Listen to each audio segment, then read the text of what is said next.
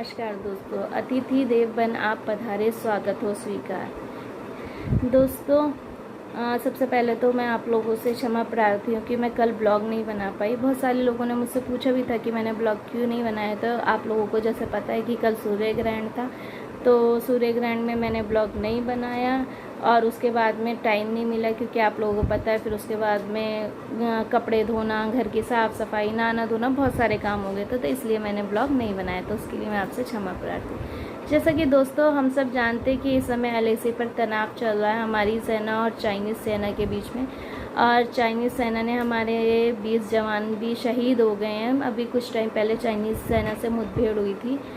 तो दोस्तों और हमने भी उनके, ऐसा नहीं है कि हमारे ही जवान शहीद हुए, उनके भी जवान शहीद हुए। एग्जैक्ट नंबर नहीं पता है, क्योंकि आपको पता है कि चाइना में लोकतंत्र नहीं है, तो वहाँ पे वो कभी भी अपनी जो भी उनके लॉस होता है वो कभी भी नहीं दिखाते हैं।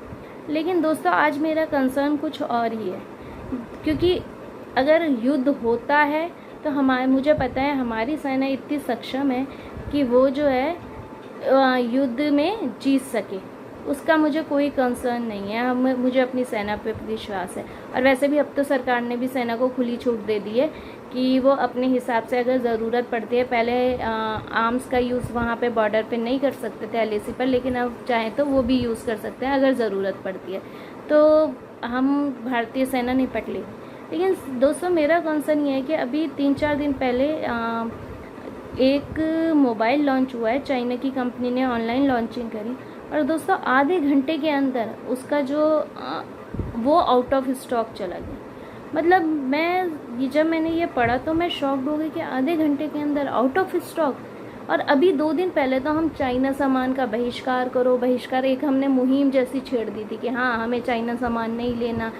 तो दोस्तों हम क्या सिर्फ ज्ञान देने के लिए बैठे हैं? हमें हमारी एज अ इंडियन हमारी कोई जिम्मेदारी नहीं है। सारी जिम्मेदारी सरकार के, सैनिक पे। हम क्या करते हैं, सरकार के ऊपर डालो, सैनिक के ऊपर। अगर कहो तो कहेंगे सरकार क्यों इंपोर्ट कर रही है माल को, सरकार ना करे। ऐसा पॉसिबल है कि सरकार माल किसी देश से इंपोर्ट ना करे? आप मानते हो ऐसा पॉसिबल है? अरे जब हम खुद नहीं खरीदेंगे, जब डिमांड ही नहीं होगी तो सप्लाई का मतलब ही क्या है? डिमांड है तभी तो सप्लाई है। सरकार खरीद रही है क्योंकि डिमांड है। अगर डिमांड नहीं होगी तो सप्लाई भी नहीं होगी। देखिए डिमांड और सप्लाई का मैं आपको एग्जांपल देती हूँ।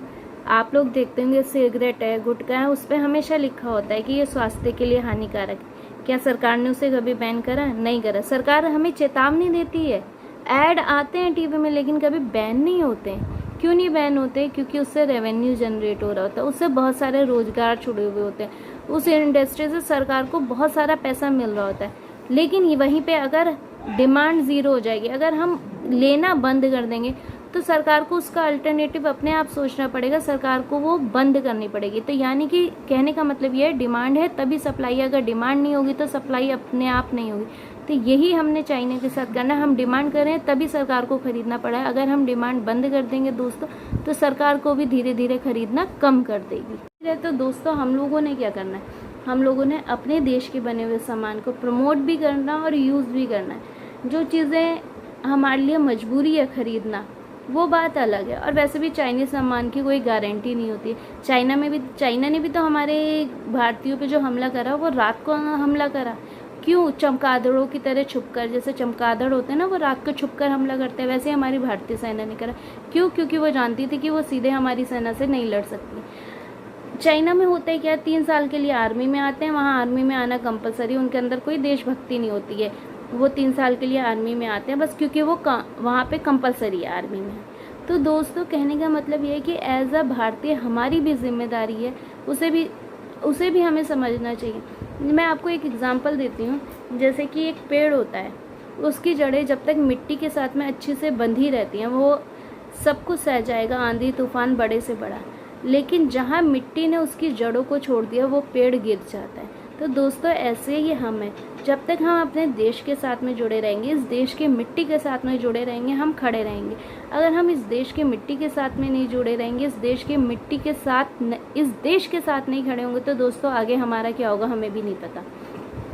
अच्छा, अभी मैं हम ज्ञान बांटने में कितने एक्सपर्ट है, मैं आपको बताती हूँ। अभी हमारी जान पहचान में कोई है, तो जब सुशांत सिंह राजपूत की डेथ हुई तो बहुत सारे लोगों ने जो है अपना स्टेटस लगा रखा था। तो उन्होंने क्या लिखा, जब हमारे शहीद सैनिक शहीद होते हैं तो वो अपने स्टेटस पे लिखते हैं कि उनकी नाम लिखकर कि एक वीआईपी और एक हीरो के मरने पर इतने लोगों ने स्टेटस लगाया, लेकिन शहीद के मरने पर किसी ने दुख नहीं जताया। कोई बात नहीं, ठीक है, उनकी सोचा, उन्हें जैसा सोचना था उन्होंने सोचा। अच्छा, उसके 2 दिन बाद क्या होता है, वो जो है टिकटॉक पे स्टेटस लगाते हैं। तो मेरे हस्बैंड ने उन्हें लिख दिया कि सर ये चाइनीज़ ऐप है, इसका यूज़ मत करिए। तो वो क्या करते हैं, आगे से उन्हें लिस्ट भेज देते हैं मोबाइल के, वीवो वगैरह और बहुत सारी एमआई लिस्ट भेज देते हैं सामान की, जो क्या नाम है यूज़ होते हैं। तो वो कि ये भी तो यूज़ हो रहे हैं। तो मेरे हस्बैंड ने सिर्फ उनसे इतना ही कहा कि सर हम भारतीय ना, हम इंडियंस इतने मतलबी हैं ना, जब तक हमारे परिवार पे नहीं आती ना हम देश के बारे में नहीं सोचते। लेकिन दोस्तों वो चीज़ देखने के बाद मैं सोचने लगी कि अभी 2 दिन पहले तो इन्होंने स्टेटस लगा रखा था कि शहीद के सैनिकों पे किसी ने स्टेटस नहीं लगाया, और 2 दिन बाद अरे आपके पास टिकटॉक का अल्टरनेटिव है ना, जिसका अल्टरनेटिव ना हो उसका तो समझ में आता है। आपके पास टिकटॉक का अल्टरनेटिव है कि आप कोई इंडियन ऐप यूज़ कर लें, लेकिन आपको टिकटॉक ही यूज़ करनी थी। और अच्छा, ज्ञान बांटने में तो हमने बहुत जल्दी स्टेटस लगा दिया, ज्ञान हम बांट दे रहे हैं कि हाँ ज्ञान देने में क्या जाता है ना, अपनाने में जाता है ज्ञान देने में। और वैसे भी दोस्तों कहते हैं ना, सस्ता रोए बार बार, महंगा रोए एक बार। तो चाइनीज़ प्रोडक्ट होते ही ऐसी हैं, उन्हें बार बार खरीदते लोगे, कुछ टाइम चलेंगे, उसके बाद ख़राब हो जाएंगे। और यहीं वहीं पे अगर आप इंडियन प्रोडक्ट लोगे तो वो हो सकता है थोड़े कॉस्टली हो, लेकिन उनकी लाइफ लॉन्ग ज़्यादा होगी। तो कहने का मतलब यही है दोस्तों कि हमें अपने देश से जुड़े रहना है, और देश से जुड़े रहेंगे तभी आगे हम लोगों का कुछ हो पाएगा, तभी आगे हम बढ़ पाएंगे। आप सोचिए कि हम 130 करोड़ लोग हैं, अगर 130 करोड़ लोग भी, मैं नहीं कह रही कि पूरा व्यापार बंद हो जाए चाइना से या बंद हो जाएगा या फिर, लेकिन अगर हम 130 करोड़ लोग भी मिलकर 50% भी अगर कम कर पाते हैं तो सोचिए कितना फ़र्क पड़ेगा। इस समय जो एक ग्लोबल कॉमर्स की रिपोर्ट है उसके हिसाब से हम लोग जो है जो इंपोर्ट करते हैं चाइना से माल वो 4,08,000 करोड़ का है, और जो एक्सपोर्ट करते हैं वो 1,01,000 करोड़ का है। तो दोस्तों आप देखिए ना कि मैं नहीं कह रही 4 करोड़ के 4 करोड़ जीरो हो जाएंगे, लेकिन 4 करोड़ के 2 करोड़ तो कर सकते हैं ना हम लोग, इतना तो कर सकते हैं। तो दोस्तों हम 130 करोड़ लोग हैं, अब समय है हमें अपनी ताकत दिखाने का। सरकार अपने लेवल पे काम कर रही है, सैनिक अपने काम कर रहे हैं, लेकिन हमारा भी कुछ काम है, हमारी भी कुछ जिम्मेदारी है देश के लिए। तो उस जिम्मेदारी को पूरा करना अब हमारा काम है। आप सोचिए हमारा देश, हमें अपने देश से सच में ही प्यार नहीं है।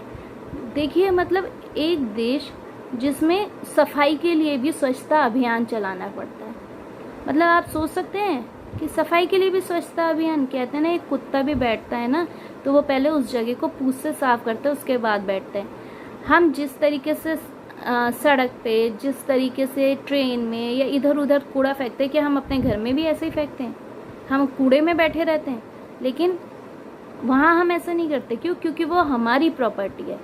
लेकिन हम बसों में ये करेंगे, ट्रेनों में ये करेंगे, सड़क पे ये करेंगे। क्यों? क्योंकि ये हमारी प्रॉपर्टी नहीं है, ये सरकार की प्रॉपर्टी है। इसे देखना सरकार की, मतलब हम ट्रेनों से क्या करते हैं, कंबल ले जा रहे हैं। मतलब सरकारों को आप देखो तो क्या नाम है, ट्रेन में जो है मतलब जो मग होते हैं उन्हें भी जो है चेन से बांध के रखा जाता है।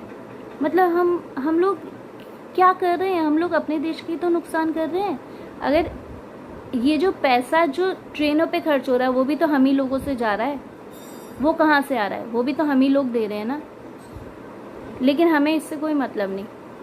तो दोस्तों मैं यही कहना चाहूँगी, देश को भी अपना घर समझिए, क्योंकि देश है तो हम हैं, हमसे देश नहीं है, देश से हम हैं। तो आप लोगों से यही निवेदन है, हाथ जोड़ के स्वदेशी अपनाइए, अपने देश को अपना घर समझिए, और जैसे आप अपने घर का ध्यान रखते हैं वैसे इस देश का भी ध्यान रखिए। और अगर आप लोगों को मेरा वीडियो अच्छा लगा हो और आप मेरे इस छोटे से परिवार का हिस्सा बनना चाहते हो तो आप चैनल को सब्सक्राइब करिए, लाइक करिए, कमेंट करके बताइए आपको मेरा वीडियो कैसे लगा। चलिए मिलते हैं कल फिर एक नए ब्लॉग के साथ। Bye bye.